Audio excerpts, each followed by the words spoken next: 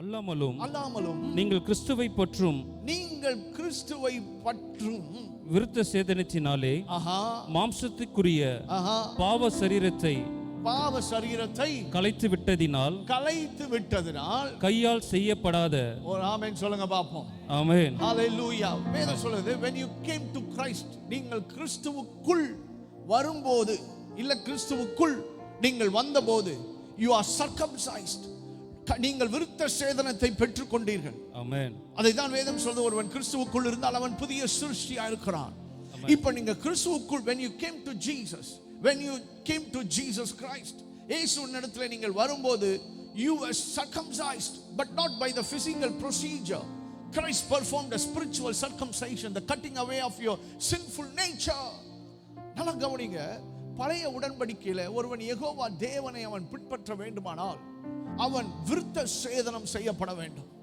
அந்த விருத்த சேதனம் செய்யப்பட்டால் அவன் யெகோவாவை சார்ந்தவன், அதுதான் அடையாளமாக இருந்தது. ஆனால் இந்த புதிய உடன்படிக்கையில் ஆண்டவராகிய இயேசு கிறிஸ்துவிடத்தில் நாம் வரும்போது நமக்கு ஒரு விருத்த சேதனம் செய்யப்பட்டது. அது it's not a physical procedure, அது ஏதோ சரீர பிரகாரமான ஒரு ப்ரொசீஜர் அல்ல. அன்றைக்கு பழைய உடன்படிக்கையில் செய்யப்பட்ட பழைய ப்ரொசீஜர் அல்ல.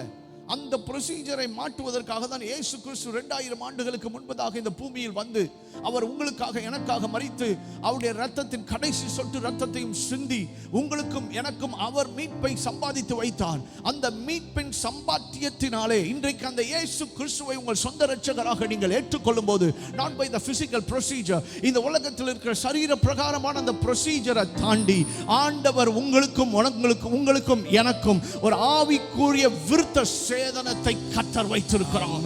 அந்த ஆவிக்குரிய விருத்த சேதனம் என்னவென்றால், நீங்கள் இந்த ஞானஸ்நான உடன்படிக்கையில் அவரோடு நீங்கள் உடன்படிக்கை செய்யப்படும் போது, அவரோடு அந்த உடன்படிக்கையில நீங்கள் பங்கெடுக்கும் போது, அருமையான கர்த்தருடைய பிள்ளையே, நீங்கள் ஆவிக்குரிய யூதர்களாக கர்த்தர் உங்களையும் என்னையும் மாற்றுகிறார்.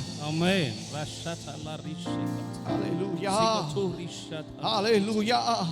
திரும்பி அந்த வசனத்தை வாசிங்க வேகமா. அல்லாமலும் நீங்கள் கிறிஸ்துவை பற்றும் விருத்த சேதனத்தினாலே மாம்சத்துக்குரிய பாவ சரீரத்தை கலைத்து விட்டதினால்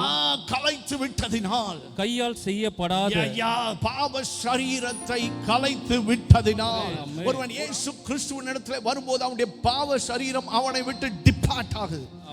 ஒரு ஏவுகணை சுமந்து கொண்டு போகும்போது அந்த ஏவுகணையை சுமந்து கொண்டு போகிற அந்த கருவியானது ஒரு ஆகாயத்தில் ஒரு மண்டலத்தில் வந்தவுடன் அது தனியே பிரிந்துவிடும்.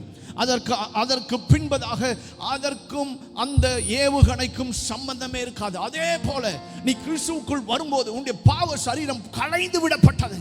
It has been departed. அது உன்னை விட்டு வெளியே போனது. கர்த்தர் இப்ப ஆவிக்குரிய சுபாவத்தை கர்த்தர் உனக்கு தந்திருக்கிறார்.